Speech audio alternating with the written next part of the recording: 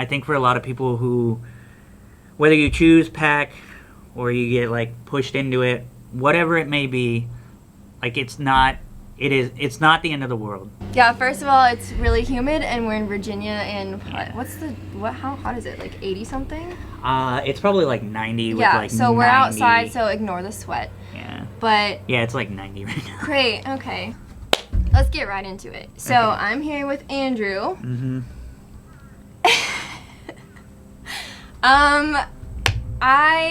Sometimes I get camera shy still. It's okay. I'm interviewing him because he was prior PACT Seaman. First of all, what is PACT Seaman? So, by definition, PACT Seaman is you don't have like an NEC or a designator for a job. Okay. So what it's supposed to be is you're supposed to be able to kind of hop around and learn all these various jobs.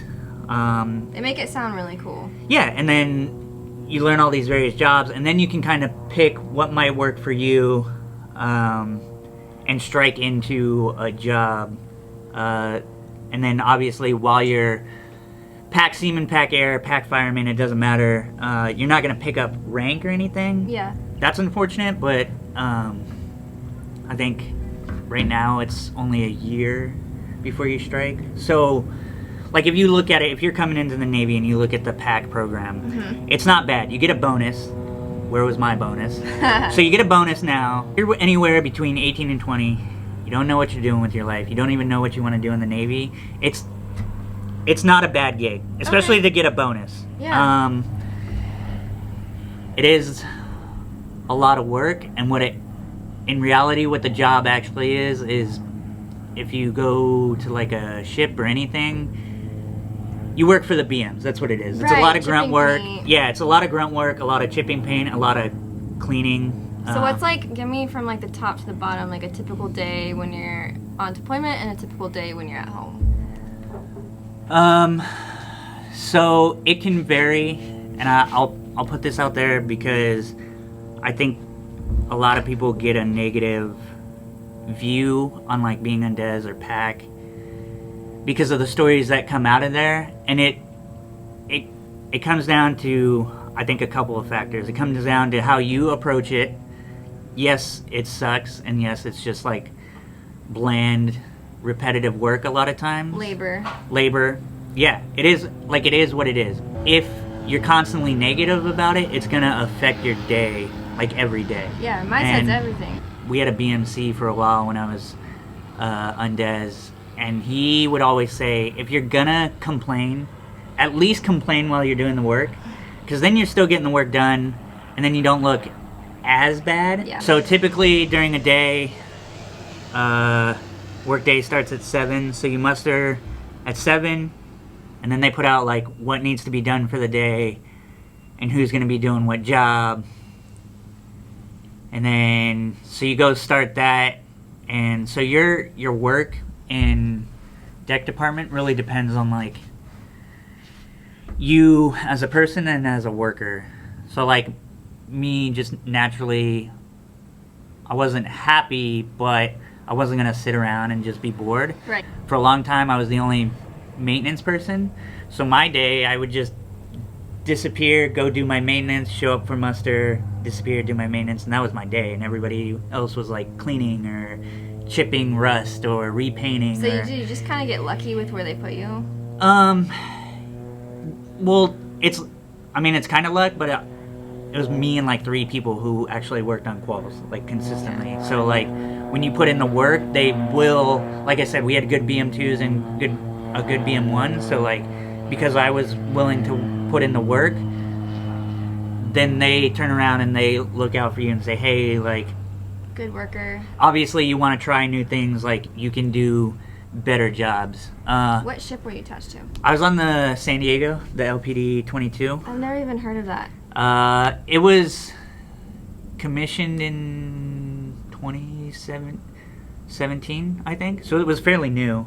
I was like on the second deployment with it. Okay. Where'd you deploy to?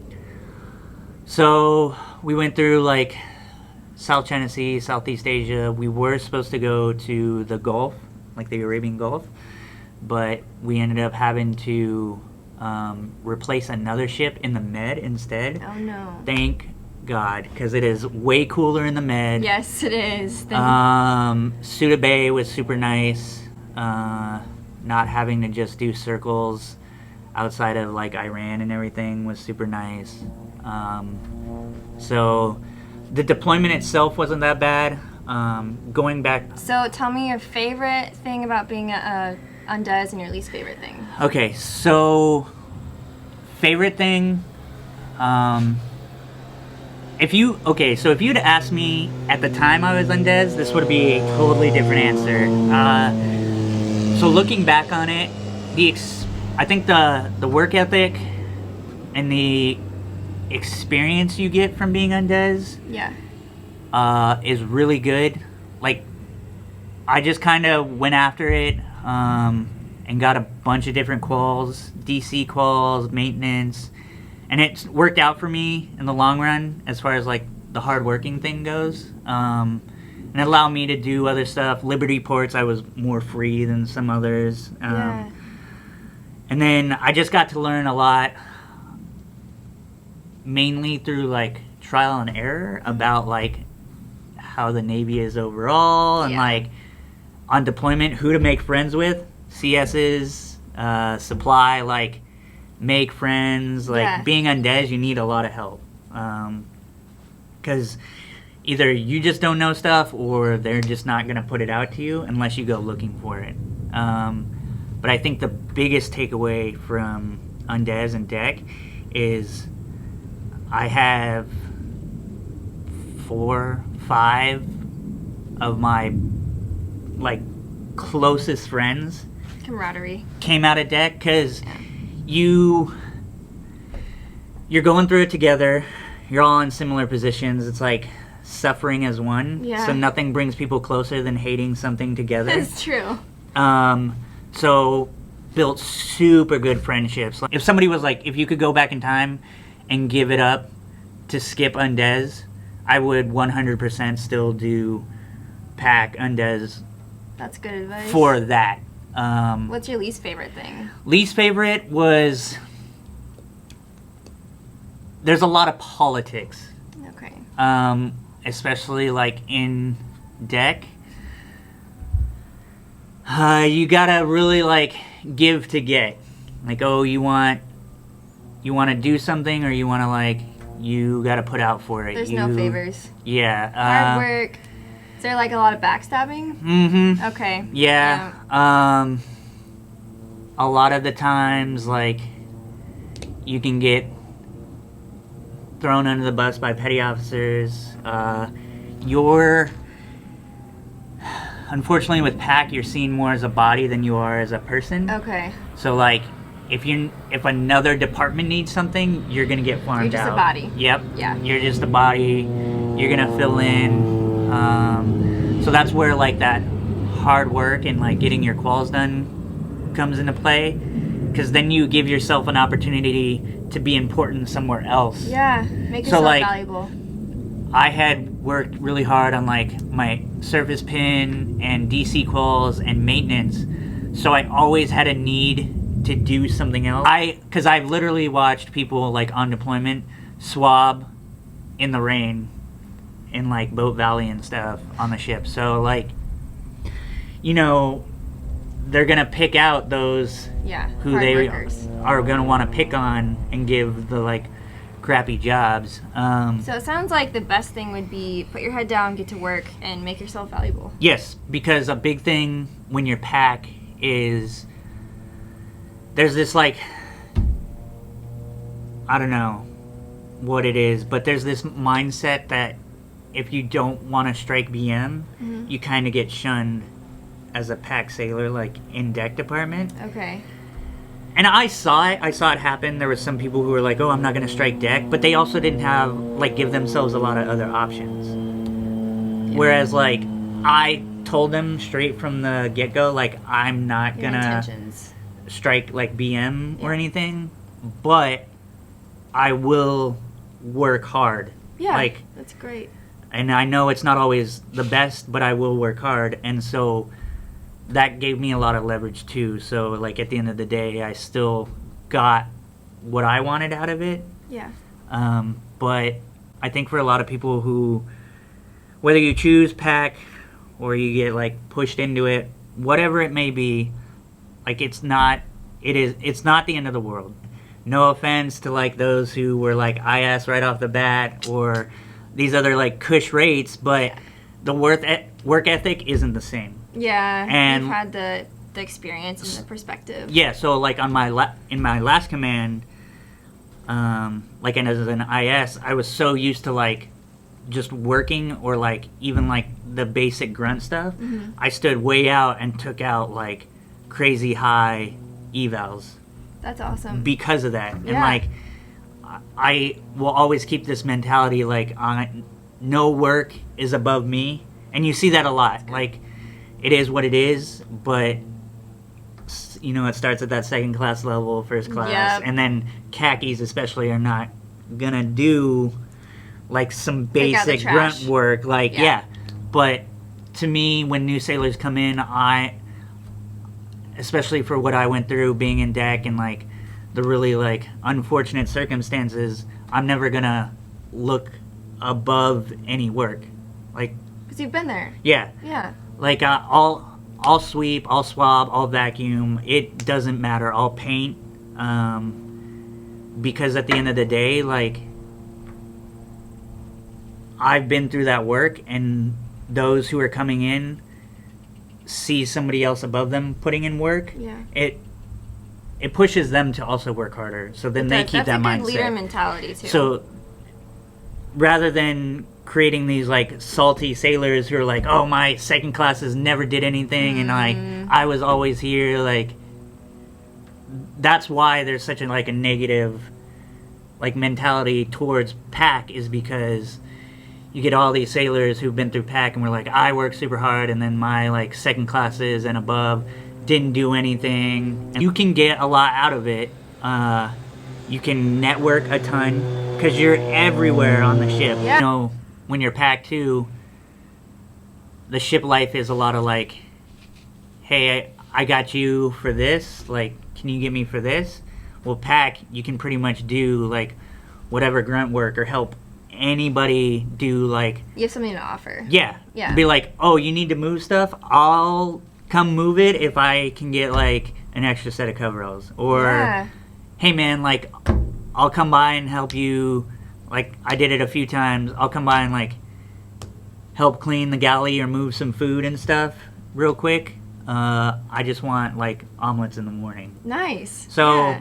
So learn like the ins and outs and the people. Yep. Yeah. good. The people really make a difference when you're PAC. Yeah. Who you know, who you can reach out to, because when PAC sailors get really stubborn or they get like really down in the dumps about being PAC and they just like try to make it day to day on their own, that's when you suffer the most. Like, Yeah. Don't isolate yourself. yeah, don't isolate yourself. Make friends. Take the experience in stride. That's Especially if you get a bonus. If you Yeah. get a bonus, just think like, I'm making way more than some other people to do like just basic grunt work. What rates do PACT Seaman typically strike? So that's the other unfortunate thing, is they don't really put out that just because something pops up or only certain jobs pop up doesn't mean you have to accept those. Okay. I had to put in a package to strike IS, so I declined to strike any of the jobs that popped up. Yeah. Typically it's like BM, CS, OS is a big one. Okay. Any admin? Yeah, YN, YN. PS. So there's options. There are, and it also depends on time frame. Sometimes there's more options than not, and what gets to a lot of, especially like younger people who go PAC, is they get caught up in this like, I don't want to be PAC anymore and I just want a job. Yeah. And they take what's available. I sat for a while, like beyond my like 1 year strike time, to make sure like my package went through. I tell people all the time, yes, it seems like a long time, but if you're also still really young, like wait it out. Right. I I'd rather do like an extra 6 months or a year as Undes to make sure I got a job That you enjoy. that I would want, Yeah. rather than like I struck BM just to get a job and pick up rank. And now you have, what, 4 more years of just not liking your job? Yep. Yep. And so like Good. with me waiting, like I waited, put in the package, got IS, and within less than a year of being an IS, I already picked up second still. Yeah, that's quick. And That's really quick. So if you fail technically to, what, 2 A schools? yeah, so Then if you drop out or fail 2 A schools, you have no choice. You got to earn your keep. You got to do Needs of your the time. Navy. Yeah, you're going to do your time, and it's going to be Undes. And you kind of, somebody did not do their job, put in the wrong paperwork, therefore you kind of got screwed over. Yeah, And and they admitted to it. They said, hey, it is a mistake. Like, he's not supposed to have 2 A schools, but Navy didn't care. Navy didn't care. It was big picture at that moment, and since I already had, like, Undes orders ready to go, they told me to keep them, so I got sent to the ship. So when I first got to the ship, I showed up during InServe. Have you ever heard of InServe? No. Okay, so InServe, a ship has to go through InServe, I think it's every 5 or 6 years. Anyways, it's this huge inspection where, like, pretty much this, like, bunch of contractors and, like, group of, like, training come from, like, ATG and stuff. They come on board and they inspect every single thing on the ship. Yeah, make sure it's good. Make sure it's good, make sure it works right, make sure... So the ship, when it gets going through, like, building up to InServe, you're doing, like, 7 a.m. to, like, 7, 8 p.m. at night. Like deployment hours. Yeah. Yeah. But in port, like, pretty much fixing everything you've neglected for the past, like, 5 years. Does not sound fun. You find out, like, how many people have gun deck maintenance over the years. Like, it's crazy, and, like, you're fixing it all. And deck department on, like, an amphib is in charge of a lot. Same with, like, small boys, like, DDGs. Deck does everything. So if you go PACT and you go to, like, a DDG or an LPD or any, like, amphibious ship like the LHAs, LHDs, you're going to be doing a lot. Yeah. You do a lot. And, again, it's just how you approach that work part is of going to it. make how well your days go. How long have you been in the Navy? 6 years now. 6 years. Yeah. Okay. Yeah. So what was your rate before?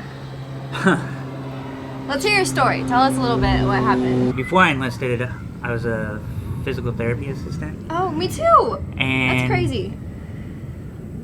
Like, as great as it is helping people and stuff and, like, fitness and all that, it's really boring. Yeah. And, like, in order to get somewhere in the field, you have to do a doctorate. Yes. Like, they got rid of the masters. And I was like, oh, I don't have $100K just to Drop. go back to school. Yeah. So one of my patients was a Navy recruiter. So I started talking to him, and I was like, you know what, I'm going to do it. Like, Then you got roped.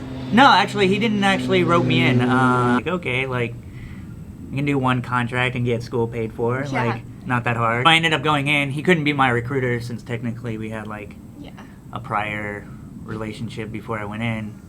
But they were super realistic. Ended up getting, like, a 95 on the ASVAB. Nice. And they were like, you can do whatever you want. Nuke.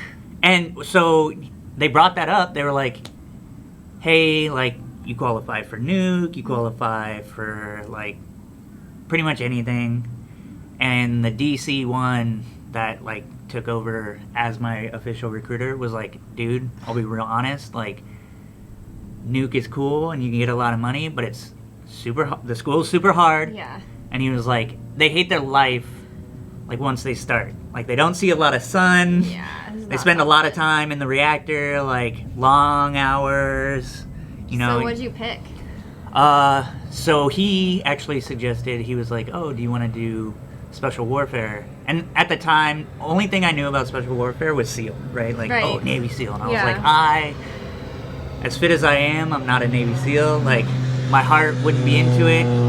I know I wouldn't make it through, like, buds and stuff, because if I'm not 100% into it, like, Yeah. all I hear is like, oh, have to you're have the heart. yeah, if you're not mentally like that's all you want, you're not gonna make it. So I was like, I'm not even gonna waste somebody else's time, let alone mine. Air rescue just kind of appealed mainly because of like, hey, you already have some type of like medical training. Yeah. Why not just do something like super fun? And I know the pipeline wasn't very hard or compared to SWIC, buds, all of that. So I was like, okay, 6 years as like a air rescue swimmer and just have fun, maybe go see some places and then get out and finish sounds easy enough. The program. So I was like, all right, sounds good. Boot camp was fine. Went through all the dive modes, super easy. It's like, hey man, like you're gonna cruise right through air rescue school. You're gonna like, it's not as hard as the other ones. You're already in like way better shape than like 90% of the people. You'll be fine. Yeah. Cool. Sounds great. 2 days before I graduated boot camp, I got a letter of disqualification. I guess he's like the 06 doctor in charge of the program. Okay.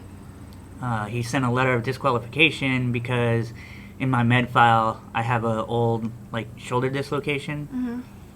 Never needed surgery. It was just a freak accident during one of my college games. Okay. And they popped it back in. He said no, that I wouldn't make it through his program. That's ridiculous. So I got put on hold. So that was it. I didn't get to go to Pensacola. Didn't really know what to do. I know that when I went to re-rate, all they had was BMCS and PACT and something else. Okay. So none of the good rates? Yeah, and I was old enough to like not make just a decision. Like a lot of, unfortunately, like they don't point that out when people go to re-rate, especially at boot camp. A lot of these younger guys are new and they're like, oh, you got to pick something, and they just make a decision right on the spot, and they're like, oh, I'll go BM, and it's like, oh no, now there's no turning back. Right. So I was like, hey, I don't have to decide today. I'm sitting on hold anyways. I'll just think about it and see like maybe something will come up later. Right. They pulled a CTI contract. Okay. And I was like, I don't even know what CTI is. That's like, pretty lucky. They were like, oh, CTs are like the signals people, and they were like, I's specifically are linguists. They were like, so you'd learn a language. So I was like, oh, okay.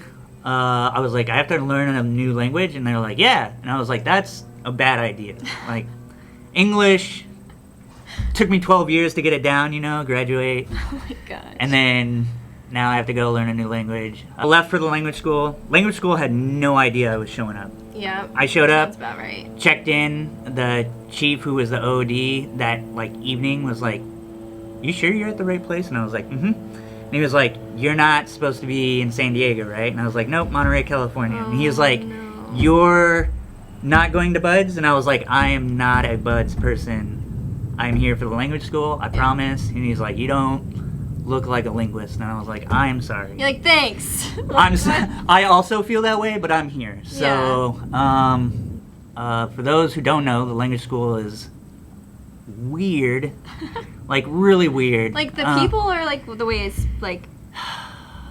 it's structured. No, I think so. In hindsight, I think the language school is structured really well. I think they run it well. I think the program works. Yeah. It's just languages are hard, so it is what it is. But they are. If you talk to anybody across like all 4, 5, I guess, branches, Space Force, if they start sending people, the linguists are the weirdest people in each branch. Navy, we talk about like nukes are kind of weird. Some of the other CTs are kind of weird. Ours are typically like your more normal. But eyes, I'm telling you, when I first moved into my room, I was walking down the hallway in the barracks to go to my room, and all I remember that stood out was I was walking by these rooms, and everybody was hanging out in like various rooms playing like Magic the Gathering and Dungeons and Dragons and like nerd stuff. I was blown away. I was like, I don't even know what this is. If more of the Navy could get rid of the negative like connotation that goes with like PAC, I think it wouldn't be so bad. And I'll always have like a little soft spot and look out for like undes. Like, well, thank you for coming on and talking about your undes life. yeah, of course. And yeah, hope you guys enjoyed this. If you have any questions, please drop it in the comments. And yeah, reach out to her. Not to... yeah, reach out to me. I could definitely get you the answer. Yep. But I am Shae Taylor, and I'll catch you guys later.